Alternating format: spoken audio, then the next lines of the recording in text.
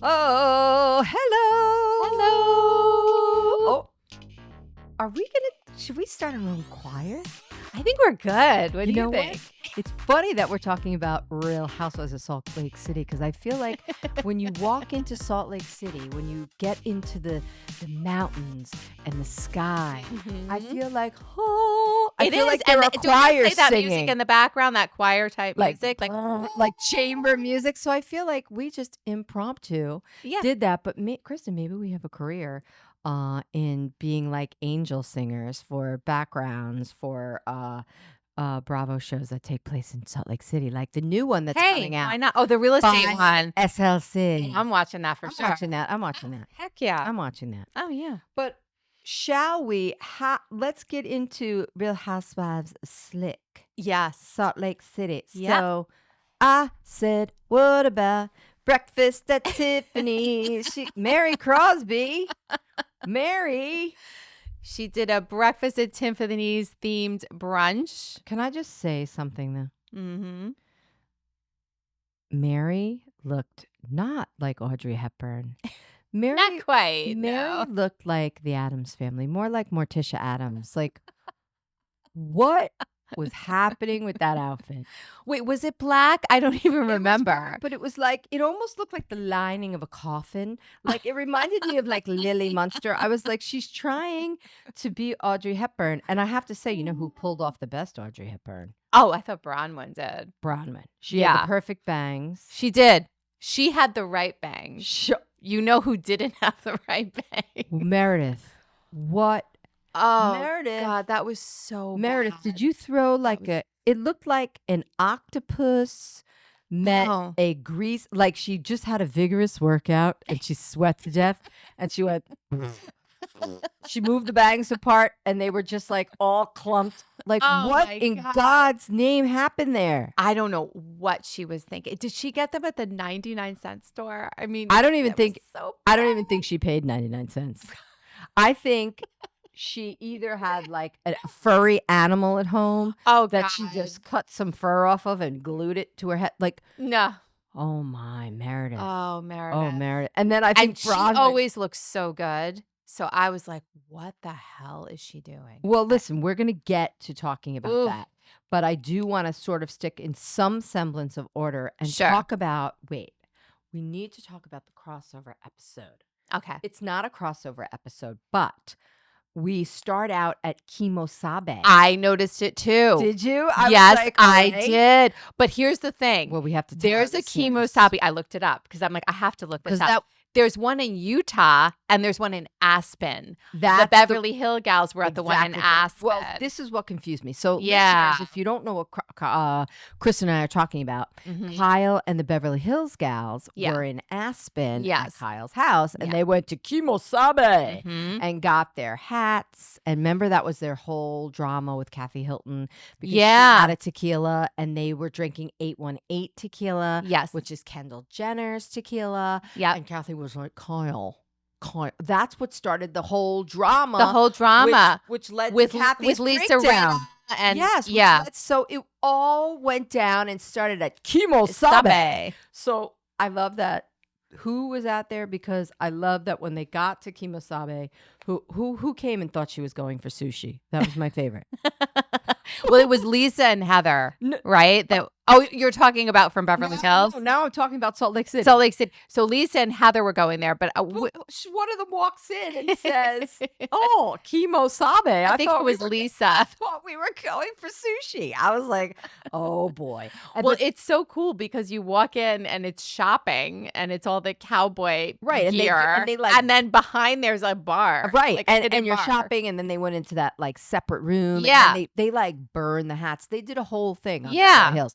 So they were in the Aspen one. So these guys were in the Salt Lake one. Yes, I looked it up. So there's like 7 or 8 of them. You know that Kimo Sabe, and they're all throughout like Colorado and Utah. These Kimo Sabe people must be like, because all the Bravo disciples are going to find a Kimo Sabe and get themselves a hat. Yeah, those hats are probably expensive. It's probably $1,000 a hat easily. Heck yeah, for sure. So all right, Where should we start? But I noticed it too. And I said, I'm like, is this the one that was in Beverly Hills? But there is they couldn't have been in Aspen. No, for a minute, that's why I got confused. Yeah. Why are these gals in Aspen? Did I miss something? Exactly. Me too. How did they get themselves over to Aspen? But little did I know. Kimo Sabe. Yep. So does it start out? But they were breaking down what happened at the trip because Heather did not go on the trip to Palm Springs. So Lisa was filling Heather in on everything that happened there. Lisa, my first impressions of Lisa Heather are like I just she looks like she's carved out of wax. Like I feel like she's very like she doesn't know my friendships. Like she can't just walk in here and have these friendships. I think I'm talking about Bronwyn. Yes, like right. She's not. She's threatened by Bronwyn. I think she's like, these are my family, my friend, the family that I lost. What happened? What did your family just turned on her because they did because she left the Mormon church. So she's not the Mormon family anymore, and she was born and raised a Mormon, and she married into Mormon, and she's divorced. Did she leave the Mormon church, or did she get kicked out for being on Soul Lake? Maybe it was both. Like do I don't drink on the show. Much. Yeah, sure they do. They drink. And she's not a drinker.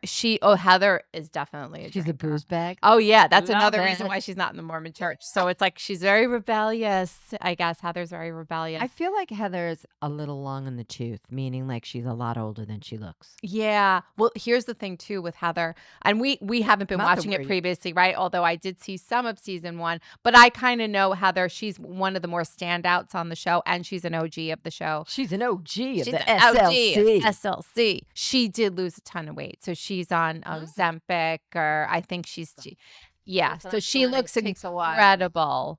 Yeah, it takes a while. Heather, she probably lost, I would say, 50 pounds, so she was bigger in the prior seasons. Got it. So anyway, so she's like a new Heather, feeling herself a little bit, feeling it. Yeah, but she was not feeling herself. All right, let's talk about. But she definitely is a pot stirrer. So Heather, let's talk about Bronwyn and Death Spiral Todd. I call him Grumpy Old Todd. Grumpy old Todd. We got Grumpy Old Todd. Grumpy Old Todd. Death Spiral. He's sitting there. The scene opens. Why? Arms Why? crossed. Does he ever body language, facial expression, everything was just. Does he ever uncross the arms? I don't think Is he always sitting in judgment, looking down at Bronwyn? But he was scolding. Bronwyn. He was scolding Bronwyn. Bronwyn, I've never seen you like that. Yeah. In all the years we've been together or something. And I was like, ooh, Daddy. It was her father scolding her. Get the cat of 9 tails out. I'm sorry. I don't think that their fights and his looking down the nose at her, I don't think it evolves into some crazy sex. I think Bronwyn scurries into a corner with a furry blanket and rocks. Like, I think she's just like, Todd. Like, there's no way these two have any sort of love affair going on. Sorry, Chuck. I think he seems very uncomfortable on camera. Oof. He has no idea what Housewives is about. He didn't do any research with this. He had no idea. He was giving her a hard time about the fighting and that it was her. She ruined it. I think he said, you ruined the trip. Yes. And she goes, what am I supposed to do when the ladies are in the middle of that commotion? And he goes, you leave with your dignity. Right. You walk away with your dignity. Walk away with your dignity. He also said that they're sucking you into the sewer of bullshit that they live in. Yeah, these ladies live in a sewer. It's like, his approval means everything to me. And almost everything, if not everything. Yeah. And I was like, why would you want... Oh, and then she does give us a little tip off when she said, Todd doesn't want me to show my emotions publicly or privately either. Oh, my God. So that's going to be like a little, bone of contention. I don't know why she would be with Lurch. Honestly, he's 2 steps from a dirt nap. And this. Oh, the judgment stance. It's like he's sitting on top of Mount. Like, what did we get ourselves into with this show? On top of Mount Olympus, like I am Zeus. He had no idea. Getting into the show, I think he's annoyed. Like, we should have never done this, Bronwyn. You should have never done the show. I don't know why. But I gotta say, Bronwyn is very smart.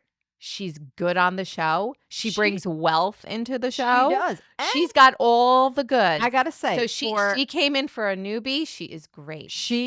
I turned this episode when I watched her, and we're gonna talk about it in just a few moments. How she handled herself. at the Breakfast at Tiffany's with Morticia Adams, a.k.a. Audrey Hepburn, a.k.a. Mary Crosby. I don't even know what to even say. But I did, when we shoot back to Kimo Sabe, and Lisa says she doesn't want to be in the middle of Bronwyn and Heather.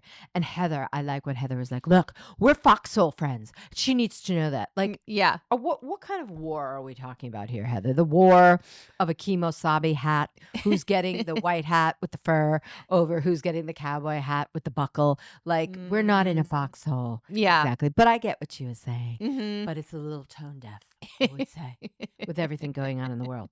However. Oh, boy. Is that so? If we're going over to the breakfast at Tiffany's, is that but one thing I did want to bring up? Oh, sorry, we're gonna go back. Bring it up. It is definitely Mary's house, and her house is pretty amazing. I do have something to say about her house. I was just reading. Let's talk about her house. But before we talk about the house, I do want to bring up, because it was, I think, an important scene when it was showing Angie with her dad. Oh, I was like, what happened? She's crying over her mother. With her mom. Was her mom dying? Her mom. Yeah, I mean, she's for her mom. 7 children. Her mother turned to alcohol. Her mother died when she was 7, I think, or 8. Whoa, the mother was no. I thought you were saying the mom died when she was 7. I was like, so how did she have an engine? I'm so confused. How did that happen? Oh, so she was 7 and her mother died. I think 8. I kind of zoned out, to be honest. Yeah, I don't need to see people crying. It was sad, but it did give a little bit of a story of where Mary came from and the relationship she has with her father, and why she's such a helicopter mom. Yeah. Oh no. Yeah. So that was a little interesting. Yeah. I mean, they're trying to get a little bit down and deep. Yeah, a little tearful. But I got to keep it on the up and up, to be honest. Of course. I got to keep it on the up and up. So we go. Yeah. Back to what you were saying with Mary. That is her house. Her house is pretty. I thought it was pretty huge and pretty nice. And pretty. And I just read that the house, I think, is in pre-foreclosure. I was just reading something. Why do these people buy or I don't know. Get things that they can't afford? Is she divorced? No, she's still married to her Mary her Crosby's grandmother's her step grandfather is now Mary's husband. I feel like when you see a nice house or you see something and then boink, Dorit and PK in foreclosure. Now you're telling me Mary Crosby in foreclosure. Like, I feel like they can't afford what the lives they're trying to put out there. Sometimes it's about appearances, right? It's all about appearances. Especially on these shows. And that's why these people all get themselves in trouble. Look at the Judices. Yeah. They had that house. Why did he have to whip out $100,000 out of his pocket in cash? Doink. Right. Let's just put that on the old alarm system and the IRS. Sure. They're trying to live way beyond their means. So anyway, so it looks like Mary, I mean, she's still having her dealings with Robert Jr., her son. So she says she's having this brunch to kind of distract herself from that. I like to have events. Yeah, it helps me think clearly. I'm like, my God, that would not help me. That would put more freaking stress on me to be like, now all these people are coming to my house and I've got to sit upstairs in the bedroom with his wife. And they're 12 years old. And what if they come down and they're half dressed? I mean, that's what I would think of. You know what I mean? I'd be like, shit. And then you got to clean. I know Mary's not cleaning, but oh yeah. And then this one has to come in, but apparently it calms her. So it's everyone deals with stress differently. So that is her way of dealing with it. But Bronwyn is the first to arrive. She is in the yellow. So she looks very good. She really looked the best. She looked the best. I think she even the yellow dress she was wearing was one that Audrey Hepburn had worn. You're kidding. So she really, she really studied it. So there was like a side-by-side picture that they were showing. I don't know what it might have been in Breakfast at Tiffany's. I don't remember. She actually had a piece of her clothing from the movie. No, but I think she tried to mimic like a dress that Audrey Hepburn had worn. Like she did her. She got the assignment and she did her homework. Right, and she looked the best. And yes, her bangs worked. And she was the first to arrive. We already discussed the bangs. Like, I don't want to disappoint Mary Crosby. So no, she didn't. And no one wants to disappoint Mary. But Mary disappointed Mary. Sorry, Mary. Okay. You looked like maybe if she did her hair a little bit Audrey Hepburn. I don't know. She just had her hair down, but wrong. I think every woman except Bronwyn looked wrong. Nobody looked the part. Oh, and Heather comes in like in winter white. I'm like, what are you doing? Heather looked lovely, but she didn't have an Audrey Hepburn look. No. So I think Mary was very disappointed about that. And then, of course, she wasn't happy that Lisa Barlow showed up in her Tiffany blue that she had worn. But was that Audrey Hepburn either? No, not even close. It's like more modern than anything. Yeah. But really, at the end of it all, Mary says that anyone can buy fashion, but you can't buy style. Mary, you can't buy either based on what you were wearing and how you looked at your own party. That's all I'm saying. Now, I'm sure she's been great before, will be great after, but at the end of it all, Mary, you get a bad check for this party. I'll give Mary a C.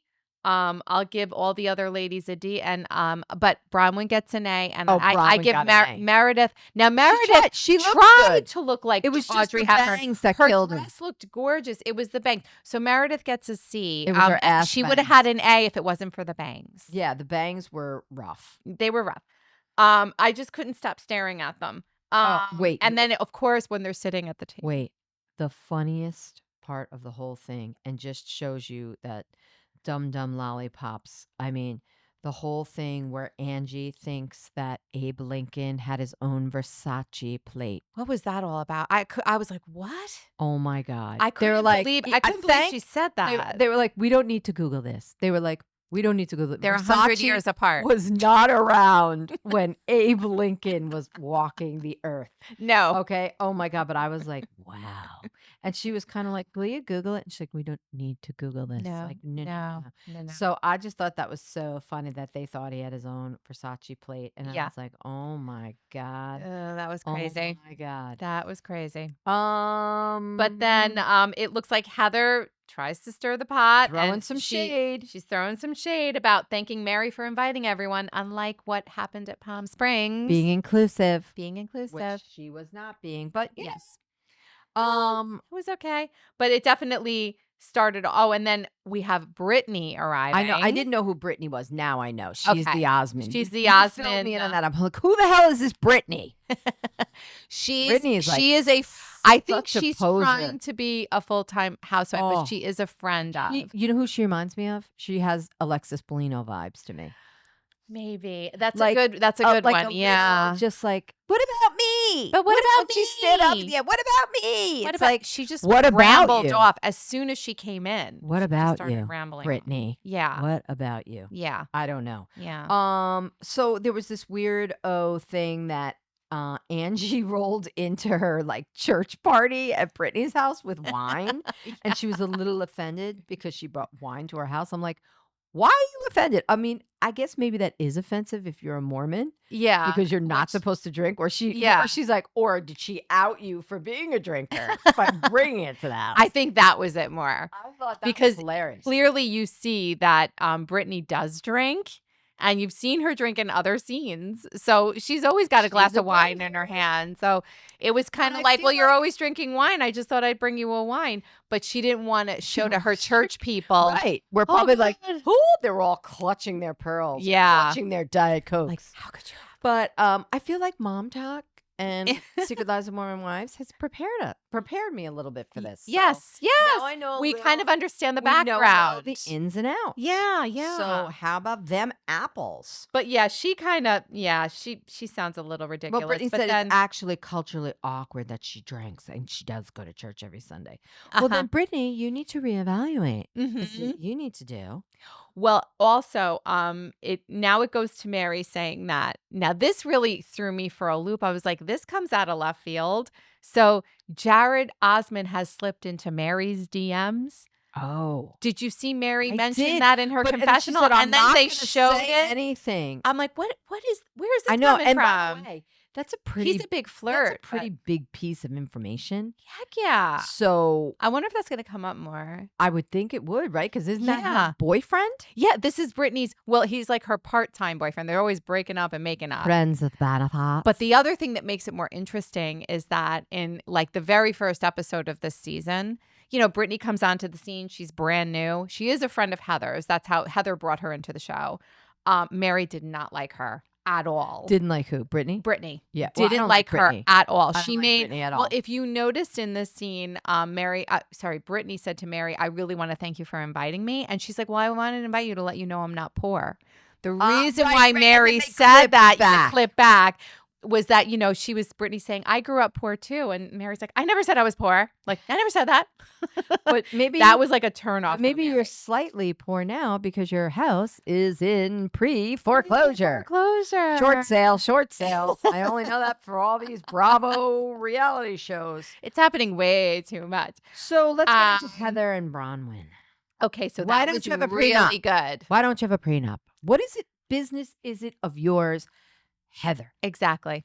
Shut up. You barely know this woman, right? Barely. I mean, I don't even truly understand why they don't like each other, why she doesn't like Bronwyn, other than the fact that I think that she just doesn't like Bronwyn's new and she's come into the scene. She's not a foxhole friend yet. Exactly. And she's very threatened. Yeah. And these are her family members. But she was like, she says, just close the door on the prenup. You don't want me to open that door. And she's like, open that door, honey. Mm-hmm. And then she says, I know 3 things about your husband. That was funny. Like, he doesn't have a prenup with you. He likes to collect Starbucks mugs. And wherever he goes, he's an asshole on group trips. That was funny. And then when they showed that was funny. When they showed the Starbucks mugs, yeah, Todd is a weird dude. Yeah, he goes all over the globe because of his job, and he's always collecting Starbucks. But of all the things, you couldn't pick up like artwork with all of your money, like a piece of like maybe artwork, or maybe like a piece of clothing that's cultural from wherever you are in the world. No, you go to freaking where you can collect them right down the street from your house. Oh my God. Well, maybe a Starbucks in China or Korea has got some different decoration on it. I don't know. Weird dude. And then Bronwyn says, why is Heather even getting involved about the tickets? Mm-hmm. Was that Heather or is that? Well, Lisa had clued her in about that because Lisa had a heart attack about that whole thing. So, but that was a great comeback from Bronwyn, I thought. Yeah, that was perfect. She said, why did you book everybody in coach and you're in first class? Because it's my goddamn credit card. My goddamn credit card. She did her best Mommy Dearest. She did her best Mommy Dearest impression. Yeah. My goddamn credit card. All right, Bronwyn, and you're freaking right. And it shut Heather up. I mean, Heather didn't even have anything to retort. Heather wasn't even there. Shut up, Heather. Yeah. I mean, it was just kind of like, okay, I don't have anything to say to that. And everyone at the table was just like, oh. I said, I wrote in my notes here that like Bronwyn was kind of turning me on in this episode. Like, she can handle it. I like this. Yeah, I do and that too. Whitney girl, she looks like she's on the wrong show. She should be a mom talk. I don't understand what she's doing there. She's so like, well, with the other Whitney. What? Right, she should be with the other Whitney. She even looks like the other Whitney from Secret Lives of a little bit. Oh my God. Well, her and Meredith had some side beef going on. So they were getting into it a little bit. Side beef. Oh, it was just it's to me, it's such nonsense, but it just has to do with, where Whitney's brands are coming from, Alibaba, and Meredith made some comment about that allegedly. Whitney's all upset about that, and I feel like they were Whitney going back and forth. She's like a little peppering filler. Yeah. Is she a friend or is she an actual housewife? No, she's an actual housewife. She doesn't have too much of a story this season. I don't see the scene that much. I don't see her as interesting at all. Yeah. Brittany is another throwaway. Yeah. At the moment. I thought it was funny. But she did grab Meredith's phone, which I thought was like, oh God, never grab someone's phone. I know. And go looking through it. Oh my you're God. probably gonna see a big picture of your face with a big red X through it. She doesn't want you to see that. Right. Yeah. But I thought it was funny that Bronwyn basically is open to getting to know Heather still. And Heather's very cautious of new people. Yes. As we've been talking about. Yes. Yeah. But it looks like they kind of made amends there. Yeah, Bronwyn she said she was sorry for the disruption. Yeah. And she's open to a clean slate moving forward. It's like, okay, clean slate. Here we go. The same bullshit from all the other episodes. Let's hate each other, but then let's move forward. And then Brittany, I don't know. You guys, seriously, what about, that was great. The Brittany, what about me? What about me? She's trying to make a splash. She wants her kumbaya moment. Of course. She doesn't want to be left out. No. And everyone's leaving her out. I think she should be left out. I was so unimpressed by her. I really was so unimpressed by her. And like she was sitting sort of like in the side. Yeah, I know. Like, hey, at the end. Scrappy Doo, I'm over here. Hey, am I even mic'd? Am I mic'd? She didn't do anything Audrey Hepburn either. None of them did. It was like, what? Yeah, what no. are you wearing? You I don't look know. Nice. It's such a random breakfast. Like, it just shows how they're grabbing. Yeah, I know. And then they talked about Meredith and... Oh, so Angie and Meredith, they were also saying, like Meredith was saying, I don't want to go backwards because the two of them have some stuff going on. It was like it was like the squash your beef thing, but they ended up still fighting, right? Yeah. It was a little confusing the way they were fighting. It was disjointed. What are you fighting about? And then Mary comes in, and because Meredith, I think, was the loudest, Mary just said, like, Meredith, get out of my house. Right. Like, get out. You're disrupting this entire thing. Right. Or get out. But then Meredith took that so literally. Like she said, listen to me or get out. And she was like, no, I'm hurt. But you know what? Right at this moment when Meredith stands up to leave and she starts putting on the coat and I look at the bangs, I mean, like those bangs made her look like she had just escaped from a sanitarium.